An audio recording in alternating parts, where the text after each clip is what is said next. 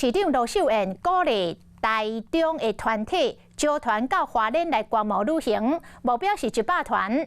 第一团出发咯，是这个北区区公所带20外个里长到花莲来采买。另外，这个台中市的警察局长嘛买200粒的花莲西瓜来慰劳着基层的员警。 旅客登来台中车头，民政局长来到场界见接，嘛甲大家说多谢。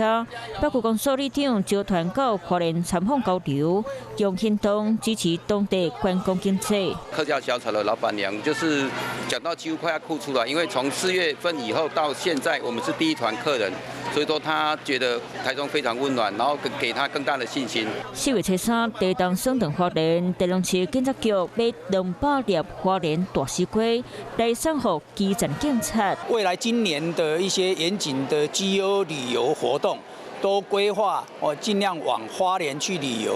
地动甲花莲的厝摇到东岛西歪，农产品含观光拢受到大影响。台中市经济局处开始动作，到花莲送爱心，让在地人感受到999的人情味。